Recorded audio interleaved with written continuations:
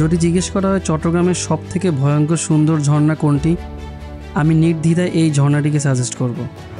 বলছি নাপিতাছড়া ট্রেইলের কথা। মুকুট আকৃতির এই ইউনিক সৌন্দর্যের ঝর্ণাটিকে আপনি 8-10টা ঝর্ণা থেকে খুব সহজেই আলাদা করে ফেলতে পারবেন। হাতে শুধুমাত্র একদিন টাইম করে বাংলাদেশের যে কোনো স্থান থেকে ঘুরে আসতে পারেন চিটাগংয়ের মিরসরাইয়ে অবস্থিত অসম্ভব সুন্দর এই ঝর্ণাটিতে। চলুন নাপিতাছড়া ঝর্ণা থেকে ঘুরে আসি।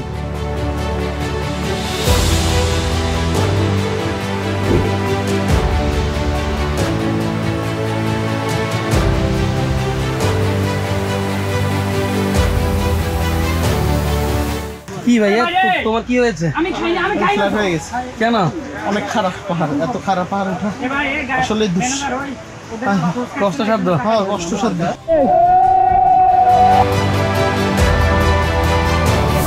আমাদের এবারে যাত্রা শুরু হচ্ছে ঢাকার টিটিপাড়া বাস স্ট্যান্ড থেকে। স্টারলাইন বাসে করে সরাসরি যাচ্ছি ফেনী। ভাড়া পড়েছে জনপ্রতি 500 টাকা করে। খুব ভোরে ফেনী পৌঁছে সেখান থেকে লোকাল বাসে করে সরাসরি চলে যেতে পারেন নাপিতাছড়া ঝর্ণার একেবারে শুরুতে। আমাদের সাথে কয়েকজন চট্টগ্রাম মেইল ট্রেনে করে সীতাকুণ্ড যাচ্ছে বলে আমরা ফেনী স্টেশন থেকে চলে গেলাম সীতাকুণ্ড। সেখান থেকে একটি সিএনজি রিজার্ভ করে এখন যাচ্ছি নাপিতাছড়া ঝর্ণায়। এখান থেকে প্রায় 22 কিলোমিটার, যা মোটামুটি 1 ঘন্টার মতো সময় লাগবে। বাজেট ট্রাভেলার হলে চট্টগ্রাম মেইল ট্রেনে করে সীতাকুণ্ড স্টেশন নেমে আমাদের মতো সিএনজি রিজার্ভ করলে এটাই সবথেকে বেশি সাশ্রয়ী হবে। ট্রেনে সীতাকুণ্ড যাওয়ার বিস্তারিত আমার আগের ভিডিওগুলোতে এক্সপ্লেন করেছি, উপরে আই বাটন এবং ডেসক্রিপশনে লিঙ্ক পেয়ে যাবেন। দেখতে দেখতে প্রায় ঘন্টাখানেক সময় পরে পৌঁছে গেলাম নাপিতাছড়া ট্রেইলের একদম শুরুতে। এদিকে গেলে হচ্ছে সীতাকুণ্ড স্টেশন, এদিকে গেলে হচ্ছে ফেনী স্টেশন, এবং মেইন রোড থেকে প্রায় 15 থেকে 20 মিনিট হাঁটার পরে হচ্ছে রেল লাইন। এই পর্যন্ত আসতে মোটামুটি 20 মিনিটের মতো সময় লেগেছে। দেন হচ্ছে টিকিট কাউন্টারটা দেখা যাবে। এখানে হচ্ছে 20 টাকা করে টিকিট। হাঁটু পরিমাণ পানি পার হচ্ছি। এটাই হচ্ছে নাপিতাছড়ার একদম সর্বশেষ হোটেল, তাও সেটা বন্ধ। একটু একটু করে ঝিরিপথে দেখা মিলছে এবং পানির স্রোতগুলো একটু গাঢ় হচ্ছে। এখানে কি মাছ পাওয়া যায়? মাছ মনে হয় এটা টাকি মাছের মতো, আর ওটা হচ্ছে পুঁটি মাছ।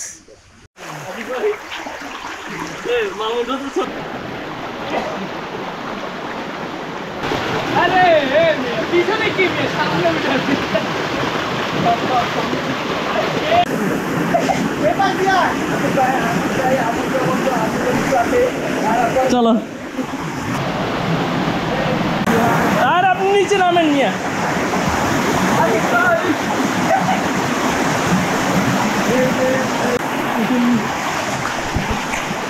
দেখা যাচ্ছে নাপিতাছড়া ট্রেইলের প্রথম ঝর্ণাটি। এই ঝর্ণাটার নাম সম্ভবত কুপিকাটা ঘুম। অবশেষে প্রায় 45 মিনিট হাঁটার পরে প্রথম প্রশান্তি, ঝর্ণার প্রথম পলক। এই যে বিশাল ওয়াইড, মানে এই মাথা থেকে শুরু করে ওই মাথা পর্যন্ত, যদিও পানি পুরো জায়গাতে পড়ে না, হাফ, এবং এইটার পাশ দিয়ে উঠে আমাদেরকে উপরের আপার স্ট্রিমে যেতে হবে। তো ঝর্ণাটা এই পাশ থেকে খুবই সুন্দর।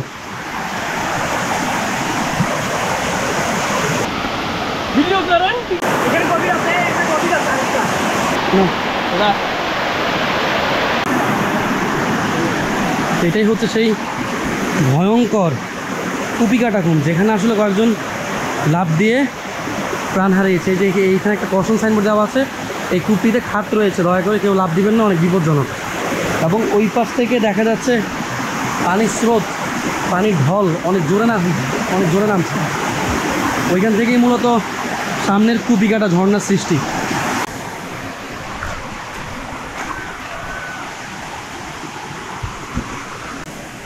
এই পথটা কিন্তু এতটা সহজ না, যথেষ্ট খাড়া, মানে এই যে নিচ থেকে অনেক খাড়া পথ বেয়ে তারপরে আরও উপরে উঠতে হবে অনেক দূর। এখানে হচ্ছে মাটি কেটে হচ্ছে খাঁজ বানানো হয়েছে। খাঁজগুলো আরও বেশি পিচ্ছিল। অনেক দূর খাড়া ওঠার পরে এখানে একটা দোকান আছে। কেমন অনুভূতি? অনুভূতি কি ভোতা হয়ে গেছে নাকি? কি ভাইয়া, তোমার কি হয়েছে? হয়ে গেছে। কেন? অনেক খারাপ পাহাড়, এত খারাপ পাহাড় ওঠা আসলে কষ্টসাধ্য, হ্যাঁ কষ্টসাধ্য। বিশাল। ওই যে নিচে দেখাও যায় না, এত নিচে মানুষ, পৃথিবীতে অনেকগুলো মানুষ। এখান থেকে আমরা হচ্ছে এই পাশ দিয়ে উঠে আসছি এবং এই পাশ দিয়ে প্রায় আরো হাফ এন আওয়ার মতো গেলে হচ্ছে আমাদের সবগুলো ঝর্ণা। আর এই পাশটা হচ্ছে এক্সিট, মানে এদিক দিয়েও চাইলে বের হয়ে যাওয়া যায়। আগে এদিকে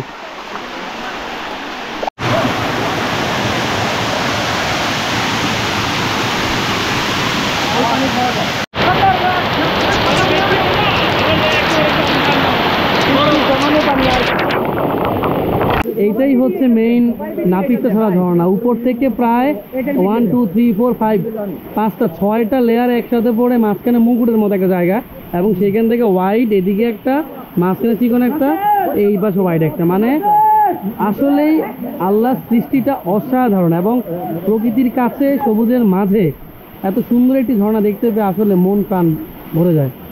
তো এই হচ্ছে ঝর্ণাটা। এই ঝর্ণাটাতে এখন আমরা ভিজবো।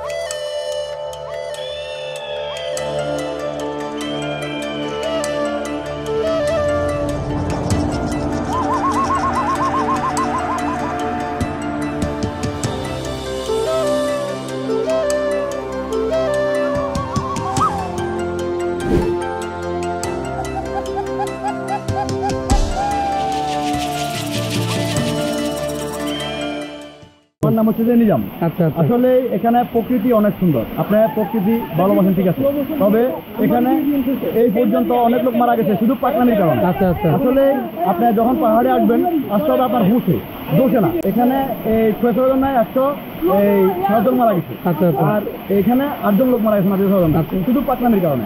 এখন নাপিতছড়া আমরা যে উঠলাম, আমরা একটা খুম দেখলাম, ওই যে কুপিকাটা খুম, ওইটাই ভয়ঙ্কর বেশি। এই পর্যন্ত যত লোক মারা গেছে ওই কুপে মারা গেছে। ওই কুপে মারা গেছে না? আচ্ছা, ওইখানে সাইনবোর্ড দেওয়া আছে, কেউ তো নামে না। লাভ দেওয়া নিষেধ, সাইনবোর্ড তারপর লাভ দেওয়া মানে সাবধানতা অবলম্বন করলে তো এখানে তেমন কোনো রিস্ক নাই। ওইটাই। কতদিন ধরে এইখানে মানুষেরা গেছেন? আমার 91 পর থেকে এই পাহাড়ে আসা, আমার জন্ম ছিল এখানে। আচ্ছা আচ্ছা। আর সীতাকুণ্ড আর মিরসরা রেঞ্জ যতগুলো জন্ম আছে প্রতিটা করে আমার 500 বার উপরে যাওয়া হয়েছে। নাপিতাছড়া, খৈয়াছড়া, বোয়ালিয়া, সোনাইছড়ি, কমলদ ঝর্ণা, রূপসী ঝর্ণা, ষষ্ঠধারা, সুপ্তধারা, জর্জরি ঝর্ণা, সতালিয়া ঝর্ণা, মেলকুপ, A to Z সবগুলাতে। অবশেষে প্রায় অনেকক্ষণ ভিজার পরে এবং যথেষ্ট মজা করার পরে আমরা এখন মেইন ঝর্ণাটা থেকে বিদায় নিচ্ছি। এখন আরো একটা বাকি আছে, সেটাতে যাবো অ্যাকচুয়ালি যা দেখার জন্য, অথবা এই ট্রেইল থেকে বের হয়ে যাবো, অর্থাৎ নাপিতছড়া এন্ড হয়ে যাবে।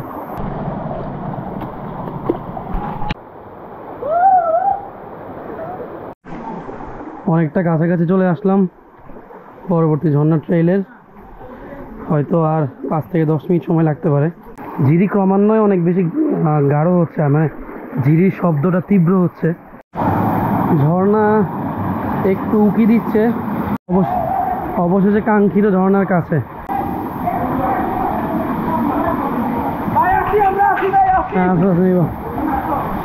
এই পাশটা একদম খাজের মতো হয়ে গিয়েছে, এবং হচ্ছে এই পাশটাও একদম, মানে দুইটা পাশ একদম ন্যারো হয়ে ঝর্ণার কাছে চলে গিয়েছে। কুয়ার মতো একটা জায়গা তৈরি হয়েছে, যেখানে হচ্ছে মানে গোসল করা পসিবল।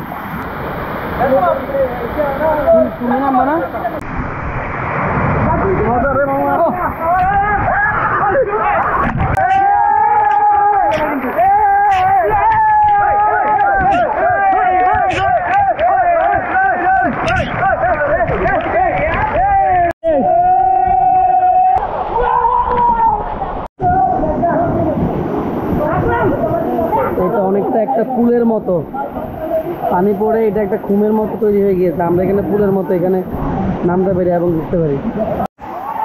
তো অনেক মজা করার পর আমরা এখন বাগবেনী ঝর্ণা থেকে বিদায় নিচ্ছি। এটাই হচ্ছে নাপিতছড়ার লাস্ট ঝর্ণা, যেটার পর আমরা চলে যাব। নাপিতছড়া ট্রেইল থেকে বের হয়ে যাচ্ছি। আর লিমন আর আতিক, তুমি না এতক্ষণ কত সুন্দর পার হয়ে আসলা, আসতে পারো না কেন? এতক্ষণ তো খুব সুন্দর পাহাড় পাইলা, আসো। আপু আপনি জুতো পরে পরবেন, পরে যাবেন, আপনি গ্রিপ পাবেন না জুতায়। 50 টাকা এখন কত হয়েছে? ওইটা না, আমি বলছি যে লোকটা উপরে নিয়ে বিক্রি করে তার থেকে আপনার কষ্ট কম কিনা, ইয়েস অর নো?